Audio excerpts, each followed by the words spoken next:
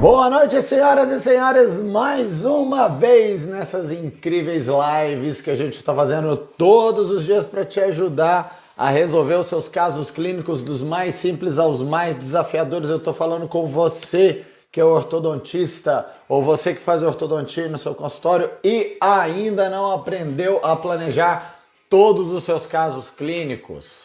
Estou hoje de xadrez por conta do mês de junho que nós vamos entrar em breve e com isso muita festa junina pela frente. Então seja muito bem-vindo, meu grande amigo Basílio Bernal, que está em São Paulo. Seja muito bem-vindo.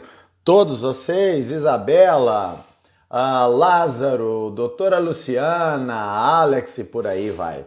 Sejam todos muito bem-vindos. A capacidade de viver de ortodontia vai te proporcionar liberdade de tempo para que você consiga viver mais e melhor e usufruir mais da presença das pessoas que você ama. Você vai ter mais tempo para isso.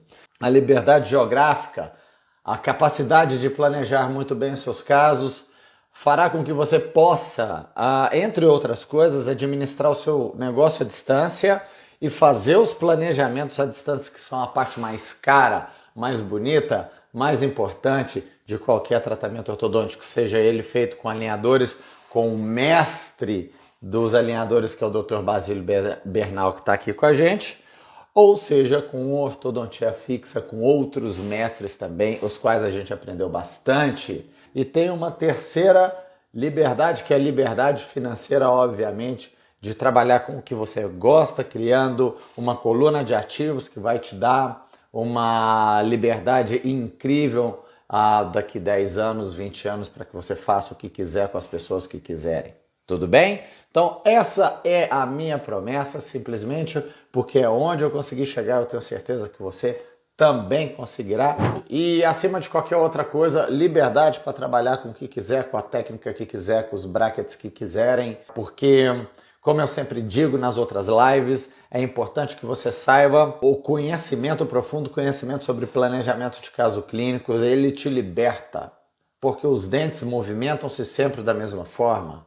Então não depende de marca, não depende de técnica, não depende de prescrição, de nada disso, quando você conhece muito bem planejamento ortodôntico. Tudo bem? Além disso, os objetivos gerais de qualquer tratamento ortodôntico, os objetivos clássicos da ortodontia são sempre os mesmos. Quando, você já parou para se perguntar quando é que você tira o aparelho ortodôntico de qualquer tratamento, de qualquer paciente que você esteja tratando? É quando você consegue enxergar clinicamente as 6 chaves de oclusão naquela boca, entendeu? Esse é o momento. Então eu consigo ver que as inclinações estão corretas, as angulações estão corretas, o molar está em chave, tá? Quando eu tenho curva de Spee plana, quando eu tenho espaços totalmente cerrados e sem giroversões, você pode remover o seu aparelho. Por quê? Porque todas as outras relações, elas são consequências dessas 6 chaves brilhantemente estudadas e ensinadas para a gente através dos trabalhos do Dr. Lawrence Andrews, de 1972 até 1974. Então, qual é o grande objetivo dessas lives? Te ajudar especificamente a resolver os seus casos mais desafiadores. E a execução, Giovanni? Para que você precisa da execução? Você quer vincular o que você ganha ao tempo que você trabalha? Eu tenho certeza que não. Então, o tratamento em si, delegar a função, você pode fazer para quem você quiser, no momento que você quiser. Planejamento, não. Então, eu gostaria de te falar sobre mais 2 pequenas lições que eu gostaria de ter aprendido no início da minha profissão, né, e que eu fui aprendendo no decorrer da minha especialidade. E logo após dessas 2 lições, que são bem rápidas, a gente vai direto para um caso clínico fantástico do Dr. Denerson. Dr. Denerson, que já fez alguns cursos com a gente, é um tremendo aluno, um tremendo ortodontista. E ele tem um caso que eu tenho certeza que você já teve dúvida em algum momento da sua vida. Na aula de ontem eu te falei um pouquinho sobre a lição número 3, que é uma das lições mais importantes Pode parecer meio filosófico, mas não é não, faz todo sentido na sua vida clínica de ortodontista, que é o fato da ortodontia te dar exatamente as mesmas coisas que você dá para ela. Isso é parte de um texto que eu criei sobre coisas que eu queria ter aprendido no começo da minha profissão, tá bom? O que eu quero dizer com isso?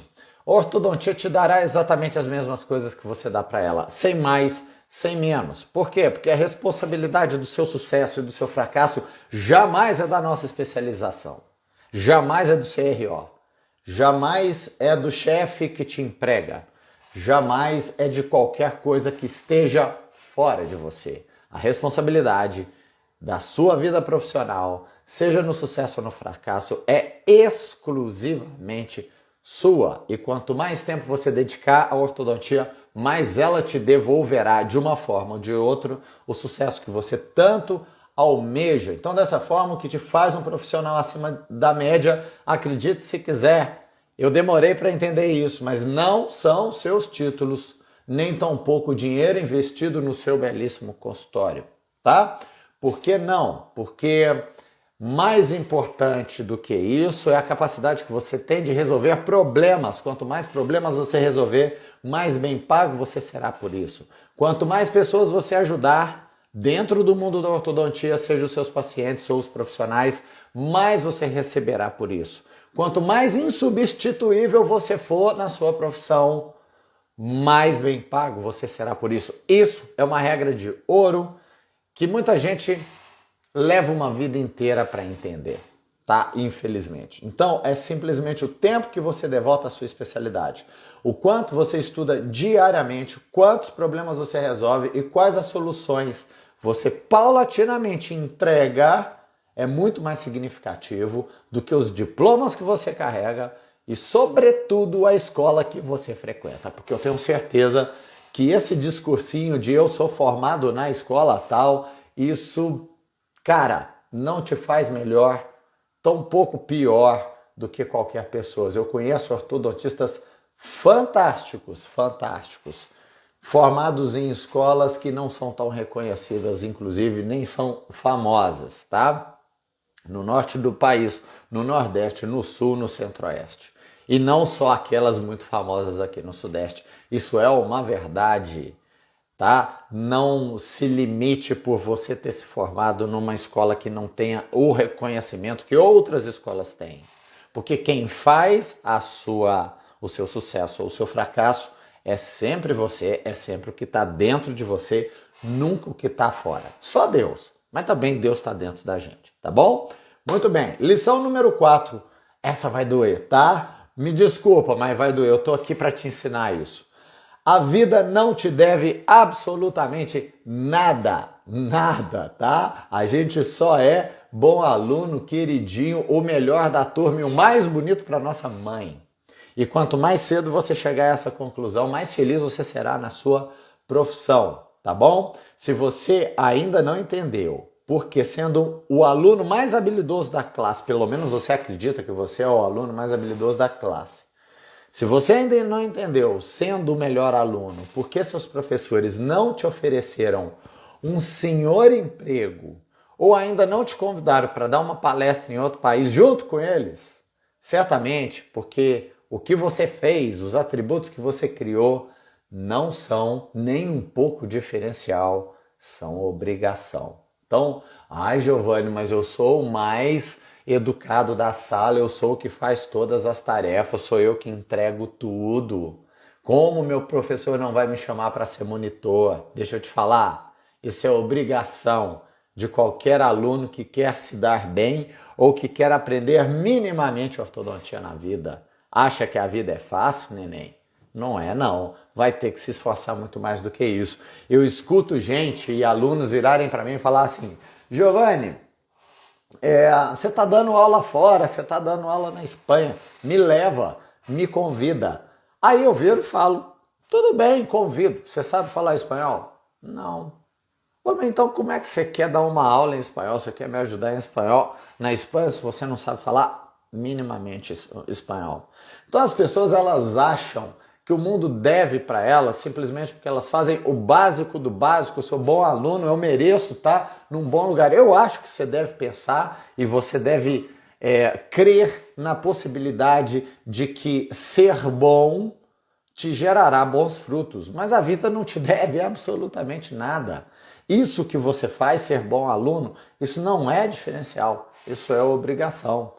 Aí tem gente que vira para mim e fala assim, não, Giovanni, eu queria trabalhar na sua clínica, eu queria aprender da forma que você faz, me ensina a escrever artigos porque eu quero ir para a vida acadêmica. Tá bom, sabia que os melhores artigos, eles estão na língua inglesa? Você sabe falar inglês? Você sabe ler inglês?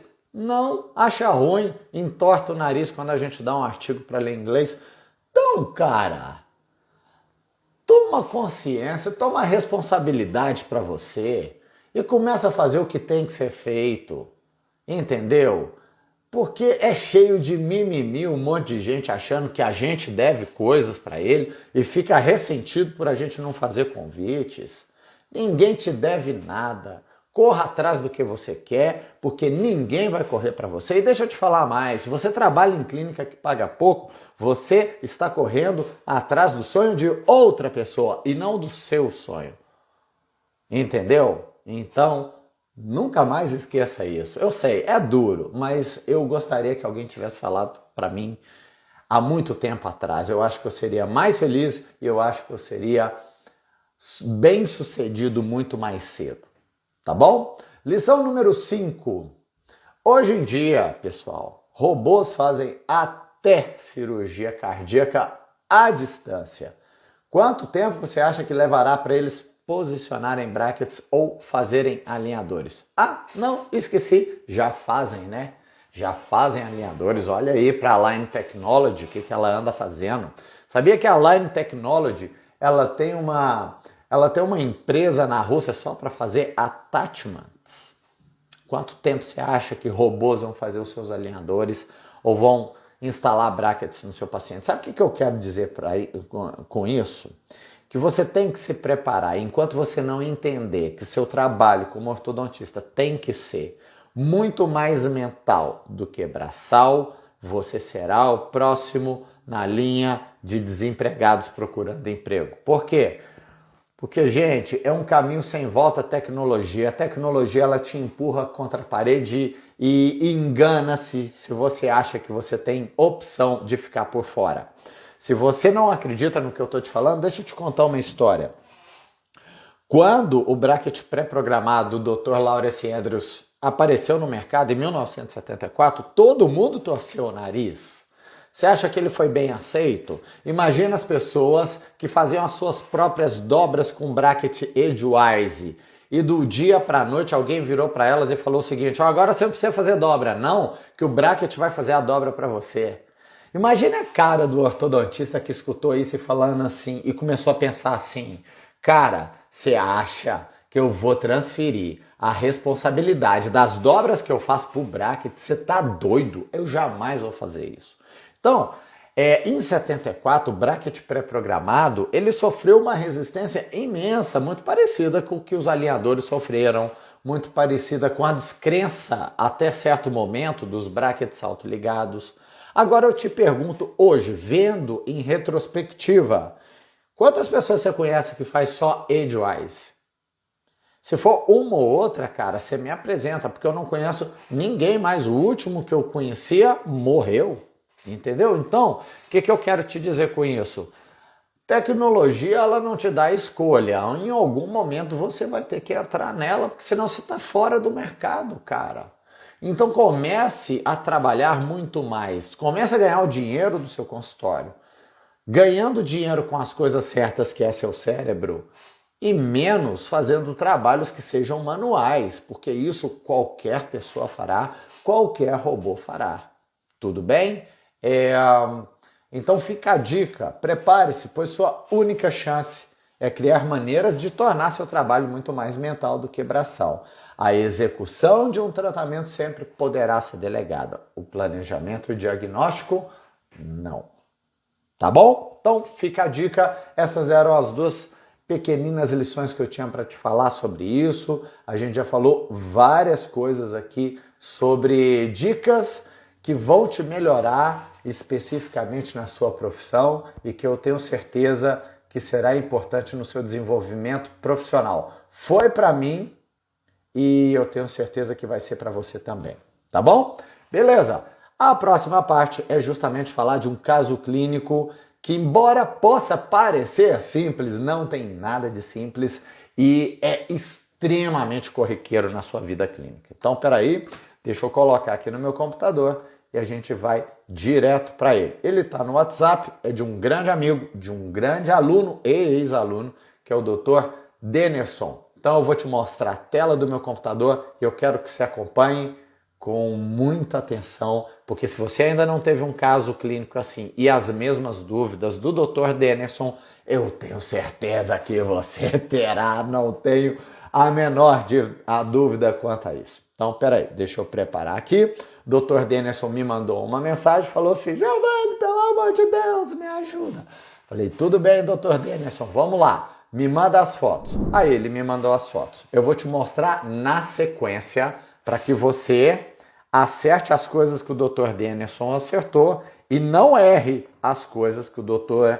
Denerson errou. Então agora estamos diante do caso do Dr. Denerson. Olha só que interessante. Primeira foto que ele me mandou foi a fotografia panorâmica. Muito boa, mas não é o melhor exame para você começar a sua análise.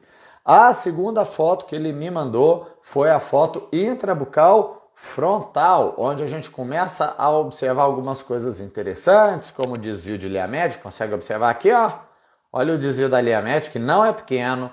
Um apiamento severo, note que o canino está todo fora do arco. Olha a vista oclusal, tá vendo? Do lado direito, a gente tem uma maloclusão com uma demanda de espaço muito grande, sobretudo para o arco superior, para o arco inferior, não muita, o que já vai te gerar uma dúvida, uma duvidona a respeito disso. E esse aqui é o lado esquerdo do nosso paciente.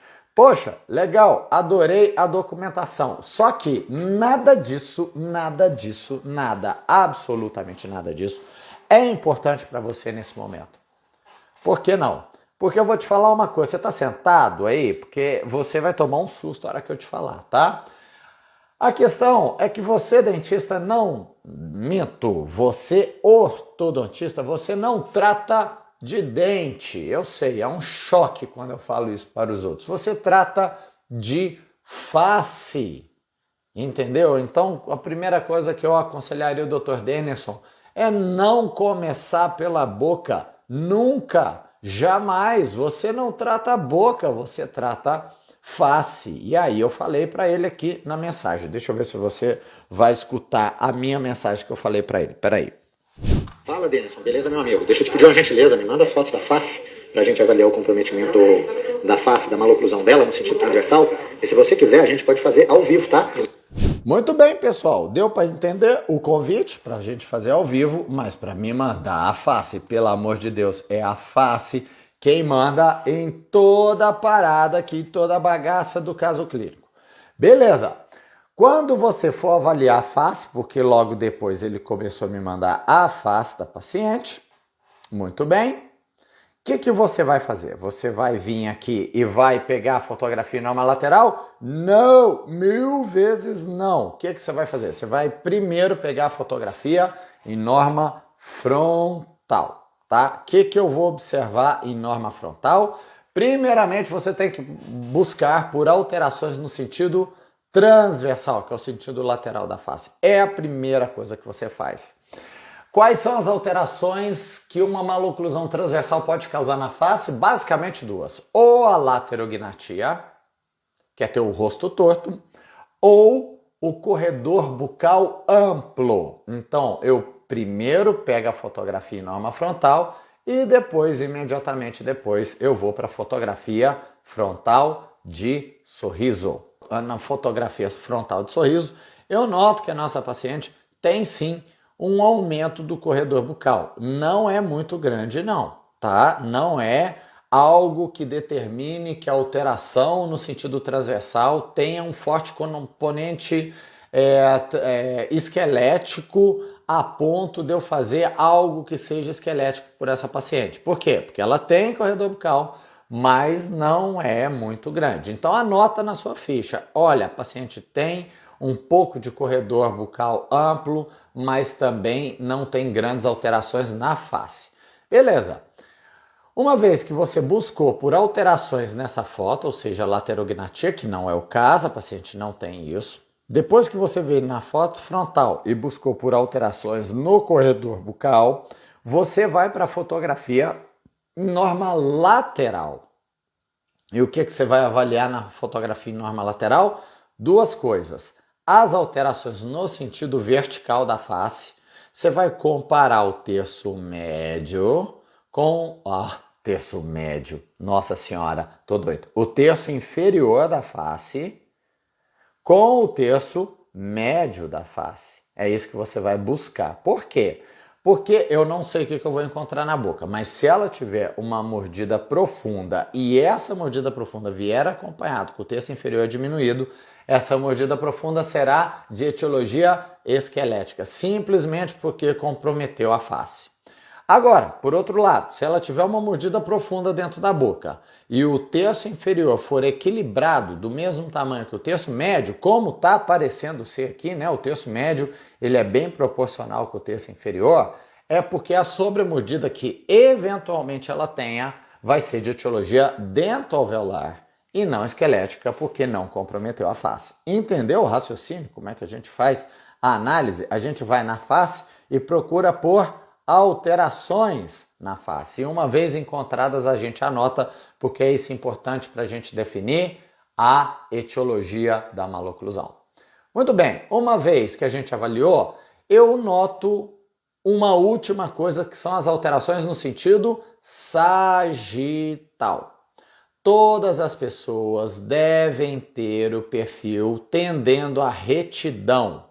O que isso quer dizer? Se eu traçar um ponto aqui, ó. Mas por que saiu? Não é para sair. Aqui, ó. Se eu traçar um ponto aqui, um pouco abaixo das sobrancelhas, bem como um segundo ponto no meio do lábio superior e um terceiro ponto na parte mais projetada do mento, esses três pontos têm que estar próximo de uma linha vertical partindo do ponto N. Isso é não só para você observar, para você contemplar numa face, mas é também um objetivo de tratamento ortodôntico. Se você tem o ponto A aqui no meio do lábio superior e o ponto P distante dessa linha, isso vai determinar o seu erro esquelético, ou seja, a base óssea que deve ser abordada. Então, se eu tenho uma classe 2 de etiologia esquelética, eu tenho que ter uma classe 2 com um perfil convexo. É quando a classe 2 dentro da boca compromete a face de alguma forma. A etiologia ela fica esquelética. Se eu tiver uma classe 2 dentro da boca, lá na relação molar, e o perfil for reto, quer dizer que a etiologia ela é dentoalveolar, ela não é esquelética. Por quê? Porque maloclusões esqueléticas comprometem algum aspecto facial. E maloclusões que são dentoalveolares não comprometem aspectos faciais. O que eu vejo na paciente do Dennerson? Eu noto que ela tem um perfil tendendo à retidão. É um pouco convexo? Sim, é um pouco convexo, mas muito pouco.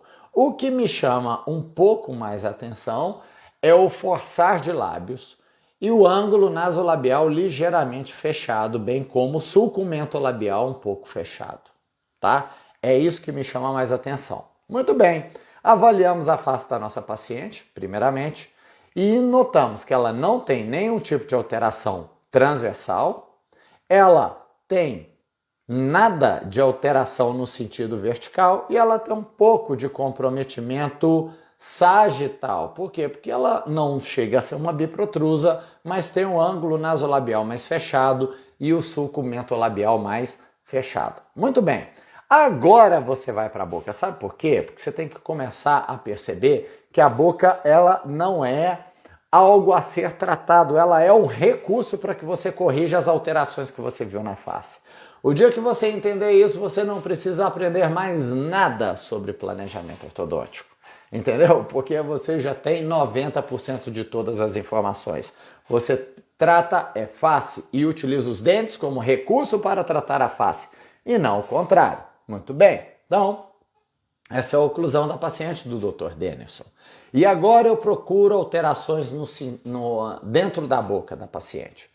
Na oclusão da paciente do Dr. Dennerson, eu noto que a gente me parece não ter mordida cruzada na região posterior. Tem na região anterior, mas não tem na região posterior. Então, eu estou fazendo uma avaliação do arco da paciente no sentido transversal. Tudo que você fez na face, você vai fazer agora, num segundo momento, não num primeiro momento, na oclusão da paciente. Então, veja bem, ela não tem mordida cruzada posterior. Isso melhora infinitamente o prognóstico dela. Do lado direito também não tem cruzamento na região posterior. Por outro lado, note o formato do arco superior dessa paciente. Isso é uma atresia esquelética? O que vocês acham? Coloque aí para mim na caixinha para a gente conversar. Eu quero saber sua opinião. Isso para você é esquelético? Bom, para você determinar se a atresia ou a demanda de espaço ela tem um forte componente esquelético, você tem que lembrar que ela primeiramente deveria ter uma mordida cruzada ou pelo menos uma mandíbula que fosse atrésica como a maxila, o que não é o caso. Então, se ela tivesse o corredor bucal muito amplo e isso viesse acompanhado desse formato de maxila, eu até poderia pensar que existe uma etiologia esquelética. Não é o caso. Segunda avaliação que você tem que fazer. Toda vez que você traçar mentalmente uma linha imaginária, pegando as cúspides vestibulares dos dentes posteriores, e essa linha for descontínua, isso é uma atresia dentoalveolar e não esquelética. Por quê? Porque em casos de atresia extrema da maxila, gente, os dentes estarão bem posicionados. E o que a gente nota na maxila da paciente do Dennerson? Olha só, eu tenho aqui dentes bem posicionados e opa, olha o segundo molar escapando aqui para fora. Olha como é que o segundo molar não acompanha uma linha imaginária nas cúspides vestibulares dos dentes posteriores, tá vendo? Olha do outro lado, mesma coisa, olha o segundo molar para fora. Sabe o que isso quer dizer? Que existe limite e tábua vestibular para que você expanda lentamente o arco superior.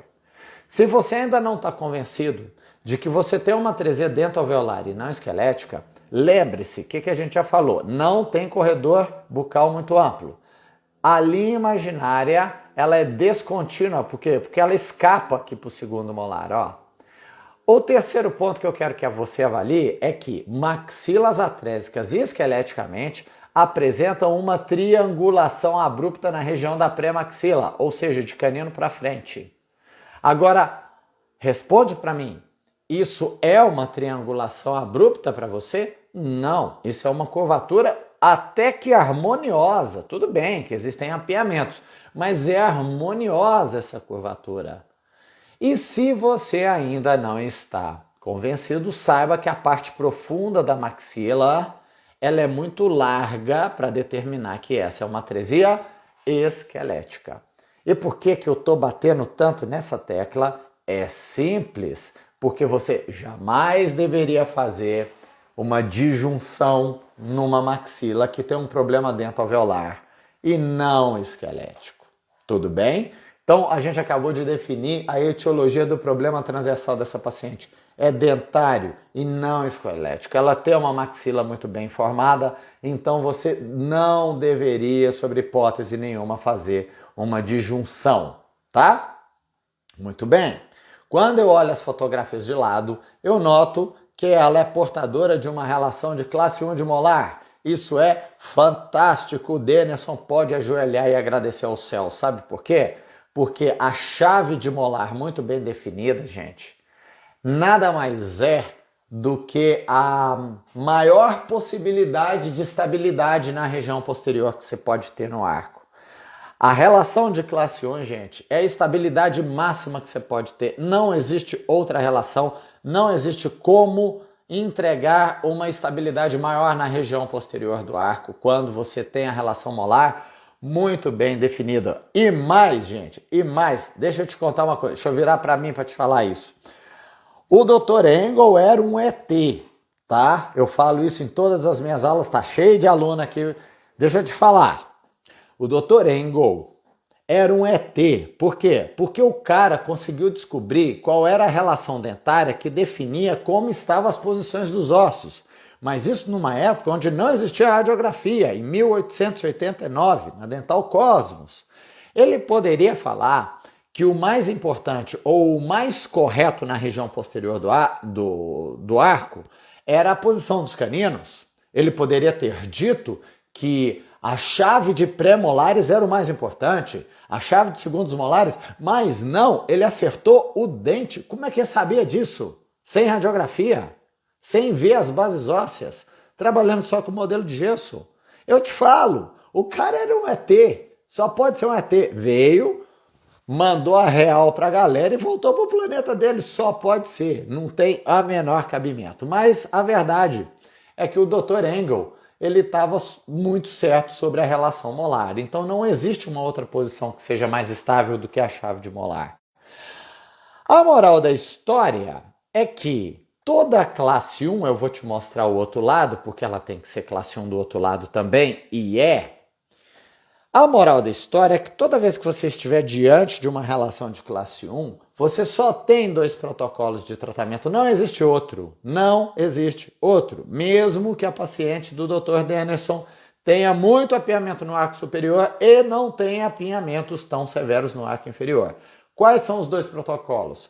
Ou você tira 4 dentes, 1 por M arco, para preservar a relação do molar, que eu já te disse que é a mais importante de todas, ou você não tira ninguém. Vou repetir, classe 1 só tem 2 protocolos. Ou eu tiro 4 dentes, ou eu não tiro ninguém. Tudo bem? Beleza. Então anota isso aí, porque isso é muito importante. Ah, mas Giovanni, meu canino está em relação de classe 2. Não interessa. Quem determina a severidade da maloclusão ou a falta da severidade é sempre a relação molar. Você tem que se convencer de planejar os seus casos clínicos, definindo a severidade dos casos que você está diante, sempre pela relação molar, nunca pela relação do canino, ou pelo tamanho do overjet, ou mesmo pelo tamanho do apiamento. Então a gente tem um apiamento severo no arco superior, não tem um apiamento severo no arco inferior. Não interessa. Se você tem uma relação de classe 1 e vai tirar dentes, não dá para tirar só dentes superiores, porque senão o seu canino vai para uma relação de classe 3. Imagina você tirar esse pré e tirar esse pré. O canino vai para uma relação de classe 3. Imagine que você, num momento de loucura, você tira só os 2 prés inferiores. Da mesma forma, não tem jeito. Por quê? Porque o seu canino vai para uma relação de classe 2. Então, classe 1, pessoal, ou você tira 4 dentes, ou você não tira ninguém. Dito isso, eu quero colocar o áudio do Dr. Dennerson para que você entenda quais são as dúvidas dele e entenda que muito provavelmente muitos de vocês terão as mesmas dúvidas que o Dr. Dennerson teve também. Então deixa eu colocar o áudio para você. Bom dia, Giovanni. Tudo bom, cara? É o Dennerson. Se possível, se tiver um tempinho, olha esse caso aqui. Eu recebi esse caso em janeiro, uma paciente de 12 anos, e o diagnóstico correto aqui eu teria que ter feito uma disjunção. E acabou que eu optei por instalar o fixo e tentar abrir esse espaço aí do lateral com molas, né? Só que já tem, eu acho, 4 meses, né? Eu tenho até uma foto aqui recente, abriu bem, só que eu acho que não vai ser o suficiente, que pode protruir muito esses dentes superiores aí e aumentar ainda mais a classe 2. Então, estou analisando em remover esse aparelho e disjuntar agora, tá certo? Para ganhar esse espaço e depois eu continuo o alinhamento e nivelamento. O que você me fala aí? Um abraço, cara. Até mais. Fala, Dennerson. Beleza, meu amigo? Deixa eu te pedir uma gentileza. Me manda as fotos da face pra gente avaliar. Entenderam o áudio do Dr. Dennerson? O que ele falou? Ele falou que gostaria de fazer uma disjunção. Então, o que eu aconselharia o Dr. Dennerson? Primeiro, não trata-se de uma atresia esquelética, trata-se de uma atresia dental-alveolar. E por ser dental-alveolar, o ideal é que você faça uma expansão lenta. O que você poderia utilizar nesse caso? Um quadrihélice, um arco expansor, né? Um arco auxiliar de expansão de Thompson ou de Mulligan. você poderia utilizar elásticos cruzados posteriores para expandir mais o arco, ou mesmo fios de níquel titânio hiperexpandidos, mas não de junção. Por quê? Porque você já concordou comigo que o problema não é do osso, então você não trata quem está certo, você trata somente quem está errado, que nesse caso são as inclinações dos dentes posteriores. Eu sei o que o Dr. Dennerson quer. Ele quer disjuntar para ganhar espaço para colocar esse lateral no arco. Mas veja bem, a demanda por espaço, ela pode ser, o espaço necessário para o alinhamento, melhor dizendo, ele pode ser conquistado de 5 formas diferentes. Não somente pela expansão. Você pode extrair dente, você pode fazer slice, você pode distalizar, você pode vestibularizar e ainda pode expandir. Tudo bem? Muito bem. Então eu posso fazer uma expansão lenta para corrigir o formato do arco? Sim. Isso será suficiente para alinhar todos os dentes? Provavelmente não. E como é que eu tenho certeza disso? Pelo áudio que eu mandei para o Dr. Dennerson falando que o ideal nesse caso seria um caso com extrações dentárias e não com disjunção para se ganhar espaço. E por que extrações? De novo, a resposta está sempre na face. Como ela é portadora de uma maloclusão onde a severidade dos apiamentos é muito grande, se você não faz nenhum tipo de extração, a tendência é piorar o perfil da sua paciente. Os lábios irão mais para frente, o ângulo nasolabial ficará ainda mais fechado e o sulcumento labial também ficará mais fechado, porque a demanda do espaço é muito grande. E quando você não tira dentes, o dente só tem um caminho para seguir, que é para frente. E ao ir para frente, o que vai acontecer com o perfil dela? Vai tornar-se ainda mais biprotrusa, o que não é uma vantagem, nem tampouco um objetivo do nosso tratamento. Eu sei que esse corredor bucal que é um pouquinho aumentado, eu já vou corrigir através da expansão lenta, mas eu preciso corrigir agora a face, preservar a face dela e melhorar o posicionamento entre os dentes. Então vamos ver qual que foi o planejamento, acho que está aqui. Olha só. Deixa eu te falar uma coisa, cara. Abriu a mordida dela ou não? Porque você me mandou essa última foto, dá uma sensação que ela abriu a mordida. Cara, eu tô achando que você não vai fazer disjunção, não. Você tem que extrair quatro press nela. Ela tem uma demanda de espaço muito grande e já tá ficando com o perfil um pouquinho protruso. Se ela realmente abriu ou tá com aí uma alteração no sentido vertical, cara, é extração de 4 press, porque a demanda de espaço sempre foi muito grande, não cabia um canino. O canino tem 9 milímetros de tamanho mesodistal no arco superior. Por ser classe 1, ela vai ter que cair em 4 press. E aí você faz uma expansão dentalveolar, não uma expansão esquelética. Tá bom? Depois você me fala se ela abriu a mordida. Pessoal, deu para entender o motivo pelo qual você extrai? Quais são os motivos pelos quais você extrai em ortodontia? Você já se perguntou isso? Deixa eu voltar aqui. Quais são os motivos pelos quais você extrai em ortodontia? Independente de qual seja o número de dentes ou os dentes que você vai tirar. Eu te falo. Primeiro, demanda de espaço muito grande, discrepância de modelo muito negativa. Não tem jeito, não cabe no rebordo alveolar, você tem que tirar. Senão os dentes vão proclinar, vão aumentar o contato com o lábio e o lábio, por ser feito de fibra elástica, vai tender a retrair os dentes novamente, vai apinhar seus dentes novamente com menos de 6 meses, segundo o Robert Little. Tá bom, então eu extraio quando tem muito apiamento. É o caso da paciente dele. Que mais que você... Quais outras situações você extrai em ortodontia? Independente do número de dentes.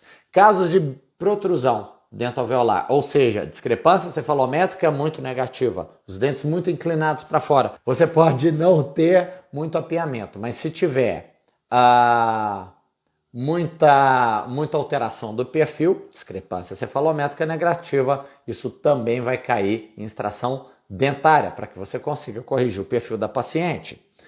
Terceiro motivo pelo qual você extrai em maloclusões sagitais de alta severidade. Então veja bem, se eu tenho uma classe 2 muito severa, mais do que meia classe 2, se eu tenho uma classe 3 muito severa, mais do que meia classe 3, também você vai extrair em ortodontia. Tá? Não estou dizendo quais dentes, estou dizendo que você vai extrair. Quarto motivo pelo qual você extrai em ortodontia é para controlar as relações verticais. Então, o paciente tem muita mordida aberta. Dependendo desse tamanho, você pode inclusive tirar mais os dentes posteriores, como o primeiro molar. E ao invés de fazer uma retração, você faz uma mesialização posterior. Lembre-se que a nossa boca abre em formato de tesoura. E toda vez que eu pego um dente posterior e trago ele para frente, a tendência é fechar a mordida quase que de 3 para 1. Não chega a ser isso. Chega a 2,3 milímetros de fechamento na região anterior para 1 milímetro de mesialização. Então, se ele tem mordida aberta, eu também extraio. É uma possibilidade, é a extração. E a última possibilidade é quando você tem desvios de linha média muito acentuados causados por uma genesia. Aí você tem que extrair do outro lado. Ou, às vezes, até fazer extração de 3 prés. Não tem outro motivo pelo qual você extrai em ortodontia. Nesse caso, a gente está diante do quê? De uma paciente que tem uma demanda de espaço muito grande. Eu sei que o Denison, ele até me questiona, ele fala o seguinte, mas ela não é muito biprotrusa, mas vai ficar, porque se você alinha e nivela e eventualmente você não extrai, o dente só vai para frente. E pior do que isso, ele me mandou uma foto que a mordida está abrindo, gente. Quando você conjuga fatores, mordida aberta, mais protrusão, mais apiamento, mais ela será de extrações. Entendeu isso? Então, olha o áudio do Dr. Denison. Entendi, Giovanni. Na época eu não pensei nessa possibilidade por conta do perfil, né? Eu não achei a paciente biprotrusa. E aí eu imaginei que apenas com a disjunção ou abertura de espaço com molas seria o suficiente, né? Mas ela tá com um batente bilateral, mas não parece que abriu a mordida assim um pouco, viu, cara? Eu até notei, parece que tinha aberto. E aí, nessas condições aqui, se abrir um pouco a mordida, a única saída aqui seria mesmo essa extração de 4 premolares, né? Fala, Dennis. Na verdade, cara, e talvez o principal motivo pelo qual a gente extrai não é nem a alteração do perfil, não, cara. É a quantidade de apiamento mesmo. Nesse caso é muito severa. E se você faz o caso sem extração, a tendência é que os dentes protruam demais, o que vai alterar o perfil dela. E também causar instabilidade e abertura de mordida, porque quanto mais torque vestibular se dá nos dentes anteriores, a tendência é que eles acabem vestibularizando, deitando para frente e abrindo a mordida na região anterior. Pessoal, para que a gente encerre esse caso, eu queria somente te mostrar a foto que ele me enviou da paciente abrindo a mordida na região anterior, pessoal. Não tem como, se a demanda de espaço é muito grande, os dentes vão para frente, o que acontece na prática quando você faz isso? Quando o apiamento é muito grande, você não extrai, a tendência é que os dentes protruam. E ao protruir, gente, eles perdem o contato no sentido vertical, eles vão deitando. E pior do que isso, a língua entra no meio e você não consegue fechar a mordida. Ou seja, você acaba criando problemas ao invés de resolvê-los. Antes ela só tinha um pouco de biprotrusão e apiamento. Agora ela tem biprotrusão e mordida aberta. Deu para entender? Então o que eu diria para o Dr. Denison? Primeira coisa, a gente trata o transversal, faça expansão lenta. Segundo, alinhe e nivele. Mas antes de alinhar e nivelar, como a demanda de espaço é muito grande, extraia 4 prés e aí você alinha e nivela. Ao alinhar e nivelar, você vai dissolver parte desse espaço, né, parte do apiamento que vai migrar para o espaço da extração e depois você faz uma retração. Assim você terminará com os dentes bem posicionados, bem inclinados na base óssea, sem problemas transversais, com o arco muito bonito, a linha do sorriso preenchida, linha média centralizada, caninos em classe 1 e vai manter os molares em classe 1 porque você fez extração de 4 dentes. Você fez uma extração simétrica para um caso que é simétrico. Deu para entender? Espero que sim, não vou tomar mais do seu tempo, espero que você tenha gostado. Basílio, sou seu fã, cara, você é uma lenda da ortodontia. E obrigado sempre pela força, a gente está junto sempre, obrigado mesmo por participar hoje e espero vocês amanhã para um próximo caso clínico e mais diquinhas de ortodontia, tá bom? Não se esqueça de se inscrever, um beijo grande, uma excelente noite e até a próxima. Tchau!